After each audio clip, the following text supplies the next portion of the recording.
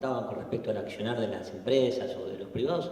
es que los planteos se repiten. Lo que cambia es quién lleva adelante el planteo. Acá cuando con un compañero de Perú hablaba de la utilización de la modificación del Código Penal, la figura de la extorsión. En Argentina, si bien no se avanzó en la modificación de la figura en el Código Penal, sí se utilizó contra los movimientos desocupados jurídicamente la figura de la extorsión. Digo, ha habido causas donde lo que planteaban que el sujeto extorsionado era el funcionario público a quien se le reclamaba alguna cuestión, o algunos que hasta el disparate que el sujeto extorsionado era que no se le permitía circular por la ruta que estaba cortada, digamos, y eso motivó inclusive la posibilidad de subir la escala penal en expectativa y detener en función de esa extorsión, de esa coacción.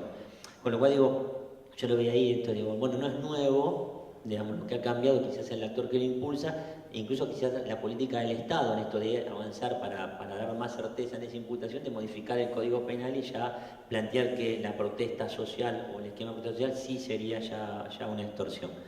Me acordaba también esto de identificar abogados que actúan en distintas causas y relacionarlos. Tuvimos causas con el doctor Galeano, destituido después por el tema de la voladura de la AMIA, donde abrió una investigación en base a esto, planteando que en todas las protestas sociales aparecíamos los mismos abogados, con lo cual los abogados conformábamos algún tipo de asociación que debía ser escuchada, digamos, a partir de intervenciones telefónicas para demostrar cuál era el rol que teníamos. Digo, pero las protestas eran contra el Estado, no eran contra la empresa, pero digo, yo lo veía como que no es nuevo. Y me pareció esto que planteaba de la historicidad de la protesta, y cuando hacemos el detalle de las estrategias esta de un poco, bueno, Santiago, del discurso estigmatizante, el Estado también ha utilizado el discurso estigmatizante, ¿no? Esto de decir, y más o menos en ese mismo esquema, bueno, no son desocupados, son activistas que no quieren trabajar, con ellos no podemos hablar porque son extremistas, sí hablamos con otro montón que llegamos a acuerdos, o la técnica esta de dividirlo desde con estos negocios, con estos no, o eventualmente a estos les tiro planes y a estos no, e inclusive voy mediando el conflicto y voy aislándolos a partir de obligarlos a salir al conflicto. Digo, y el discurso de que ese conflicto es el tema, bueno, son delincuentes, no quieren trabajar, en definitiva me quieren impedir que Argentina salga de esta crisis, que Argentina se recupere. En aquel momento no era que Argentina crezca, sino que Argentina salga de la crisis. Digo, pero me parece que eso es, quizás, digo, yo lo vengo pensando ahora, por eso estoy pensando en voz alta, es una variable analizar esta modificación de la situación económica, las llegadas a inversiones. En el fin o mediados de los 90 hasta el 2005, el discurso del Estado con empresas que no estaban tan presentes era no podemos salir de la crisis porque estos sujetos violentos que no quieren laburar, que no quieren poner el esfuerzo, que son militantes de izquierda y eso, no nos permite salir de la crisis. Yo lo que veo de ustedes, el discurso ahora es no podemos crecer y no podemos desarrollarnos por estos mismos sujetos. Entonces, digo como que encuentro esas cosas comunes y quizás me parecería a mí, digamos, que también está en común y por ahí analizarlo más, o digo, por ahí lo tienen analizado, que el Estado siempre está presente en eso. Lo que cambia es el rol que toma. Y hoy, digamos, digamos, porque a partir del 2003, 2004, digamos, el Estado o el gobierno tomó otra dinámica y entonces no, quizás bajó un poco la intensidad del discurso estigmatizante y rediscutió la utilización de la fuerza de seguridad, incluso después de algunos hechos con la prohibición de llevar armas letales a las movilizaciones, con la elaboración de un protocolo para poner en manos del poder político la decisión eventual de reprimir o no reprimir, y que ahora se volvió a reformular. ¿No? Digamos, yo creo claramente ahora vamos, o parece ser que vamos, a una etapa donde digamos, la empresa quizás no va a necesitar reprimir tanto, digamos, lo estamos viendo ya en Gendarmería, interviene hasta de oficio, digamos, no, como previniendo que si la empresa necesita reprimir, digo, mira, no sé, en realidad lo vamos a hacer nosotros antes de que vos lo necesites. Con lo cual un poco, digo, el Estado sigue estando presente ahí, quizás lo que nos restaría o restaría profundizar es en función de qué relaciones de fuerza y de qué políticas el Estado va cambiando esta función y quizás un poco asumir el tema del desafío, digamos, que plantea un poco, y con esto término de García Linera, esto de que nos marca no es la disputa solo con el Estado, sino por el Estado, ¿no? Digamos, porque los espacios que hemos ocupado de alguna forma, algunos, a partir de un proyecto político en el Estado, ha permitido, aunque sea mínimamente, reconfigurar algunas cuestiones que en la función de que fuimos expulsados y vamos a volver a ser expulsados ahora del Ministerio Público, o por lo menos están intentando, va a reconfigurar digamos, esas cuestiones. Entonces me parecería que por ahí tendríamos que profundizar ese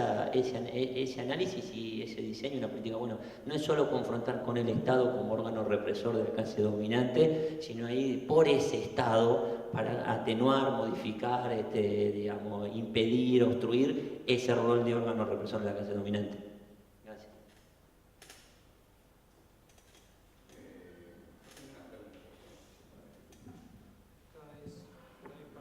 Para Marce y para Hernán. A ver. ¿Cuál Hernán? No.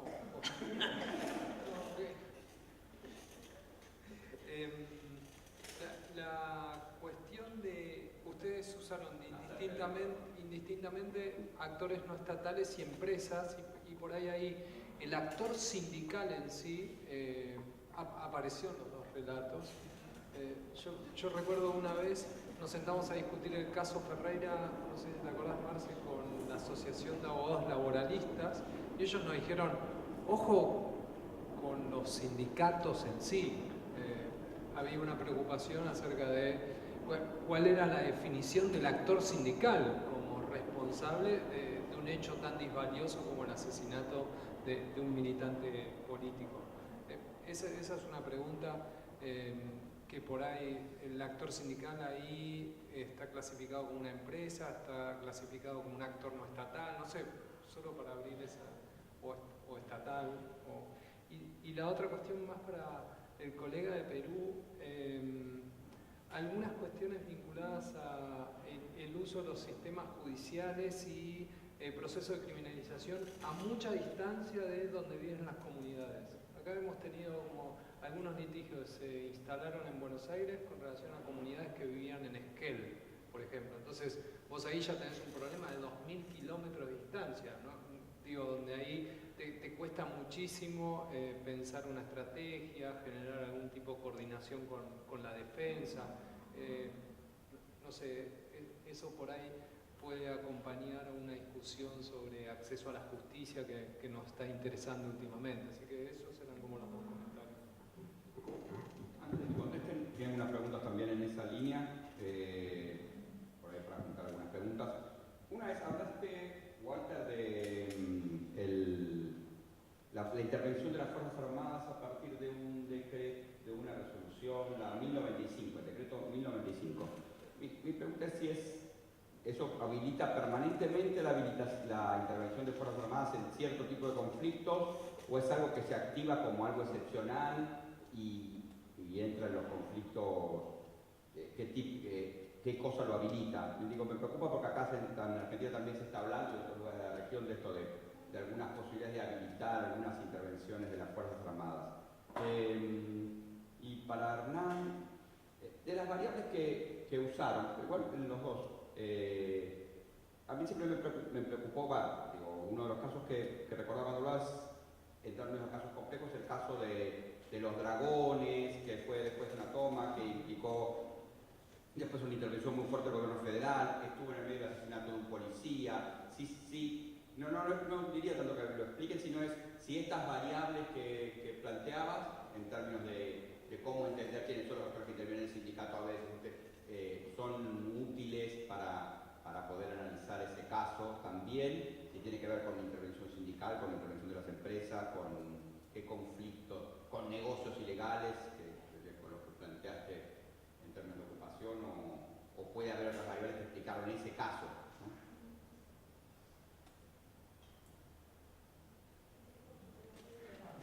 Puedes empezar contestándolo, o alguien tiene otra pregunta.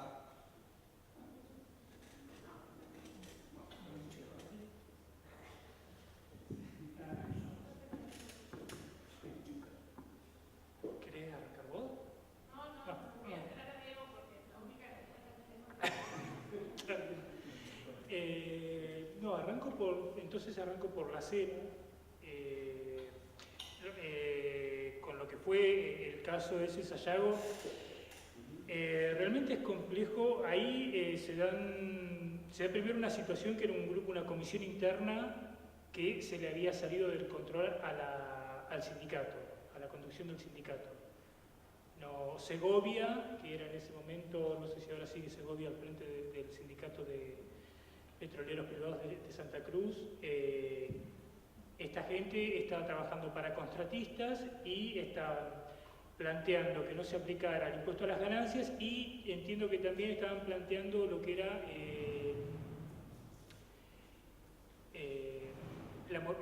que se los acople al convenio de petroleros, la movilidad, el encuadre sindical. Ahí, además de la interna petrolera, también hay una interna de la provincia de Santa Cruz, del gobierno de Santa Cruz, entiendo yo, que es también la que posibilita que eso se estalle de esa manera, con la detención de Navarro, que era el vocero de los petroleros, por la noche cuando salía de una emisora de radio. Eso se detona una movilización hacia la comisaría de Las Heras. No quedó claro la trama de la confrontación, de los incidentes. Yo después no estuve siguiendo la causa por la que están los presos de Las Heras hoy día, ¿no? Pero entiendo que en ese momento había algo más que un conflicto sindical, que una reivindicación sindical, en lo que hizo que se desbordara a tal punto ese conflicto. Otras de las empresas en ese momento, me acuerdo el representante de Vintage que planteaba que si el gobierno no garantizaba el normal desempeño de las actividades petroleras, había que ser como en Colombia. Ahí esa era la frase, por lo menos la prensa lo había levantado así, no terminaba de quedar claro qué implicaba, si era la conformación de grupos paramilitares, si era la conformación de grupos, escuadrones regulares del ejército que resguardan yacimientos, porque eso existe en Colombia. Pero ahí era como diferentes actores jugando su pelea. Creo que el pato de la boda ahí fue Sayago, y hoy día ya, en su momento 2005-2006 lo estuve siguiendo más en profundidad, tenía más claro los actores, pero entiendo que había una interna del Frente para la Victoria o del justicialismo de Santa Cruz que se estaba dirimiendo, había una interna sindical, había una necesidad de las empresas de disciplinar a esos trabajadores, había una necesidad del sindicato de disciplinar a esos trabajadores, y había una cantidad de actores que se beneficiaban con una paz social, y ahí es donde aparecen diferentes asociaciones intermedias. Era muy llamativo, me acuerdo, eso sí, de 2006, que la sociedad rural decía que se tenía que instalar permanentemente gendarmería para reprimir el cuatrerismo. En un contexto de represión, una huelga, aparecía la sociedad rural hablando de cuatrerismo, y era muy descabellado ese planteo. Y bueno, aparecían estas articulaciones también del bloque de poder, ¿no? Y después con lo de actores estatales y no estatales, en cuanto al sindicato, en Neuquén hay hechos bien puntuales, como fue, por ejemplo, en el año 2006, cuando ATEN, el sindicato docente de Neuquén, lanza el plan de lucha por recomposición salarial, apuntan a cortar las rutas del petróleo para generar presión sobre el gobierno de Sovich. Hicieron una serie de cortes en Añelo y en Rincón de los Sauces, donde hubo algunas escaramuzas, supuestamente con trabajadores petroleros, pero hubo un hecho que fue bien gráfico y que se lo conoció más en detalle, que es cuando estaban bloqueando la refinería de Plaza Winkle, la refinería de YPF, y ahí, por la misma interna institucional, la misma interna política de Neuquén, la policía de Cutralcó policías de Cutralcó denuncian que tenían orden del gobierno provincial para liberar la zona para que actúen en ese momento se los llamó los cascos amarillos, que eran trabajadores o supuestos trabajadores de la UOCRA. Entonces, bueno, eso encuadraría, por la definición que hiciste, claramente en un contexto de violencia institucional con una implicancia clara del Estado generando todo ese escenario para que se dé esa confrontación.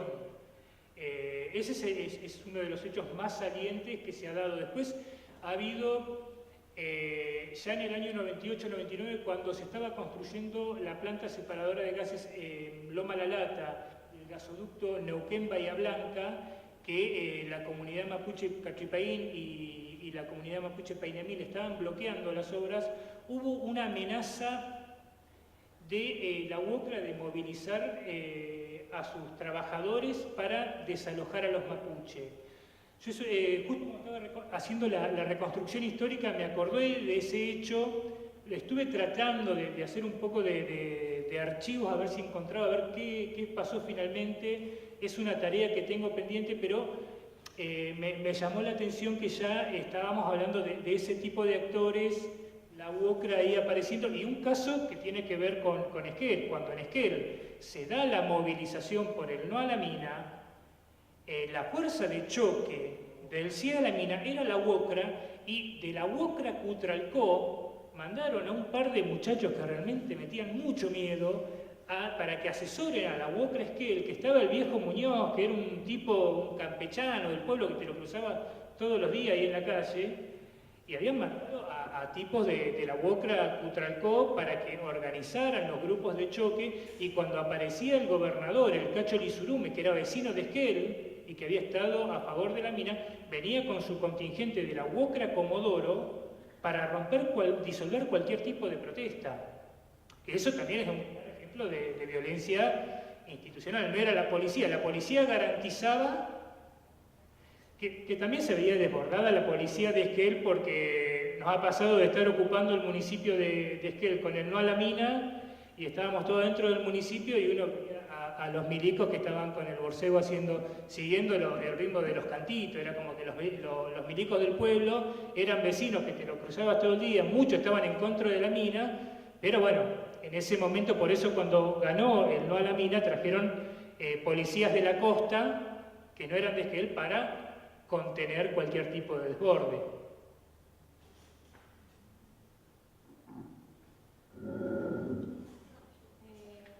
Amplío un poquito sobre la pregunta de Diego y sobre lo que dijo Hernán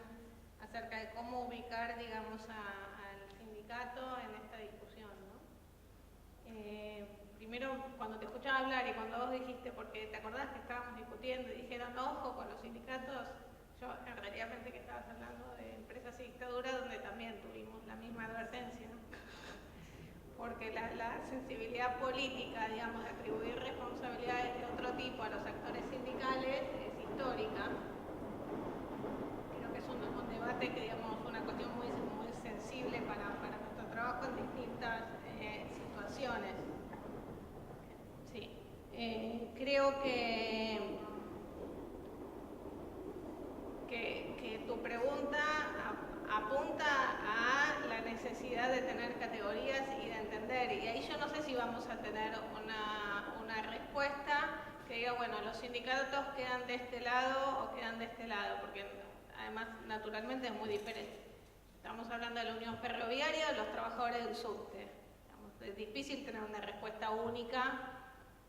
para la diversidad de actores que entran dentro de lo que es el mundo sindical, sobre todo en cuanto a lo que es su capacidad de ejercer violencia y su conexión con el Estado. Y esto me lleva a otra cuestión, que si no vamos a poder subsumir en términos generales los actores hacia un lado o hacia el otro, o atribuirle responsabilidades, digamos, por qué tipo de actores son, quizás lo que habrá que generar, y creo que es lo que hicimos en ese caso, son criterios, digamos, construir en los casos concretos cuáles son las conexiones con los negocios, cuáles son las conexiones con el Estado, y también en dictadura, digamos, cómo uno puede reconstruir construir la traza de estatalidad por fuera de los límites formales del Estado. Desde el punto de vista de las ciencias sociales yo lo veía así, pero creo que hay una traducción jurídica para esto también. Y creo que no vamos a tener respuestas en cualquier momento y para cualquier actor, en cualquier situación, y por ejemplo para cualquier sindicato o comisión interna. En el caso de la patota de la Unión Ferroviaria, no, por supuesto no digo que fue fácil, lo que digo es que hubo elementos, digamos, específicos y particulares para construir esas trazas. No están presentes en todos los actores sindicales. Pero creo que ahí hay un desafío que es de generar criterios y de investigar con esa orientación. Por ahí, justamente en el caso de Cutralcoy, de Plaza Huíncul y la refinería, tenías sindicato y sindicato. Sindicato docente bloqueando la refinería, sindicato de la construcción despejando para que siga, bueno, fluyendo el crudo.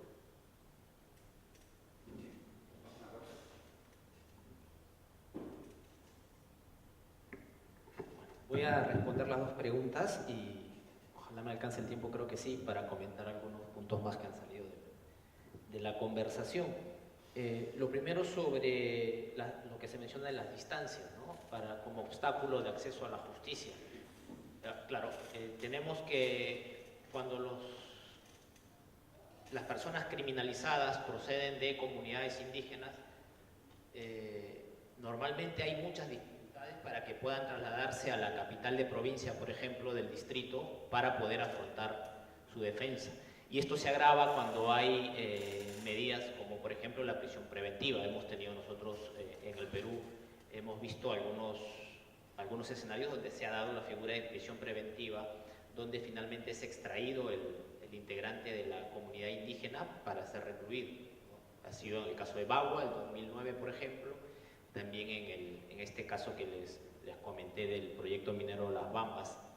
en Apurímac, y eso genera una serie también de transformaciones en el entorno familiar, comunitario, el desarraigo en este caso de la persona que sufre esta medida. Pero además se han dictado en dos de estos casos que he mencionado también medidas especiales de parte del Poder Judicial para trasladar la competencia por territorio de una región a otra del país. O sea, ya no estamos hablando de distancias entre comunidades y capitales de distritos, sino de departamentos distintos, ¿no? Que es el primer caso que mencioné de Espinar, donde por razones de conflictividad social, de peligro, de convulsión social que pueda afectar el desarrollo de la investigación, en la justificación que pone que la resolución administrativa, cambia la competencia al juez de Ica, que es una región que, digamos, está ubicada, acá tengo como que las distancias, como a 800 kilómetros, pero para llegar hay que trasladarse de entre 14 a 16 horas, solo para llegar, y luego otras similares para regresar. Entonces, todo lo que significa nuevamente en términos de desarrollo son días no dedicados a trabajar y dificulta la defensa. También en el proyecto minero Conga en Cajamarca surgió algo similar en 2012. Las causas fueron que eran como 300 investigados, fueron trasladados al departamento de Chiclayo, nuevamente entre 6 y 8 horas, cada vez que había que hacer una diligencia, ¿no? Entonces, esta estrategia también de sacar del territorio, o por lo menos de la competencia legalmente establecida, genera nuevamente un obstáculo de acceso a la justicia, ¿no? En ese sentido se refuerza también este enfoque de que los defensores de derechos, los líderes indígenas o de organizaciones sociales son una especie de criminalidad organizada que pone en riesgo el proceso de investigación o enjuiciamiento dentro de su propia localidad, ¿no? Lo segundo, sobre el decreto legislativo 1095, es un decreto legislativo emitido durante el gobierno de Alan García, del gobierno del APRA, que establece las reglas del uso de la fuerza por parte de las Fuerzas Armadas. y introduce dos cosas que tienen relación con los conflictos sociales y con el orden público, con el orden interno, no con las funciones atribuidas constitucionalmente a las Fuerzas Armadas,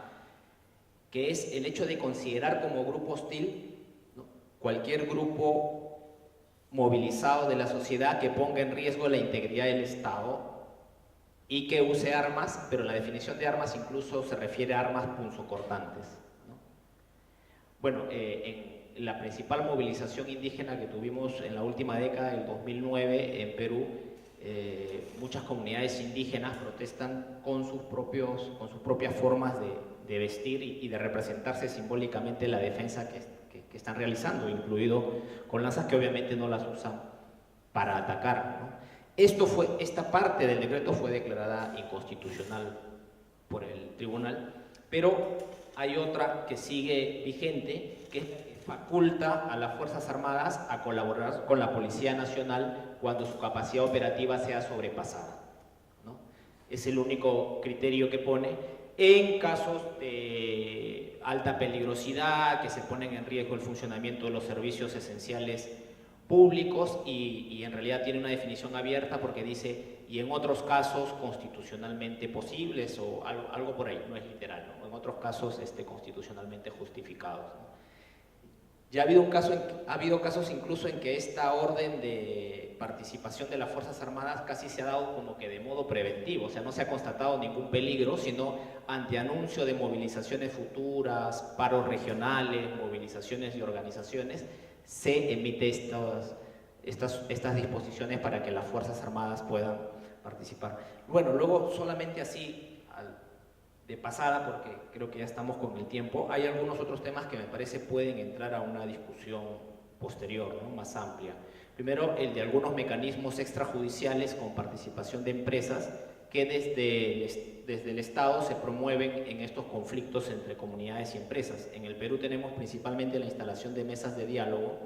empresas, comunidades, Estado, que en realidad no han sido efectivas, pero han sido presentadas en algún momento como factor de gobernabilidad, de resolución de conflictos, y en realidad el objetivo que han buscado es que la movilización se detenga con la instalación de una mesa de diálogo y después olvidarse del problema, ¿no? Hay muy pocos acuerdos sobre eso, y en muchos de los casos las empresas no entran a discutir cuestiones de reparaciones, por ejemplo, por violaciones a derechos humanos o daños anteriores, ¿no?, sino buscan como que restablecer una relación hacia adelante bajo el esquema de responsabilidad social corporativa. Lo segundo, y se ha mencionado en una de las exposiciones también, es la fragmentación que se genera en la comunidad. O sea, hay un efecto del poder corporativo, no solamente como que en controlar o influenciar decisivamente en las decisiones públicas, ¿no?, sino también en transformar las relaciones al interior de la comunidad, ¿no?, con permisos otorgados por el Estado inconsultamente, y que de alguna manera, bueno, esto algunos investigadores en Perú le han llamado enclave, otros le llaman gobierno minero, transforma también las relaciones al interior de la comunidad, resquebrajándolo entre los que están a favor o en contra, y todo eso que vemos respecto a las estigmatizaciones, las divisiones, la usurpación de su derecho a decidir sobre la actividad minera, se da sobre todo ahí en esos territorios, ¿no? Bueno, eso por ahora.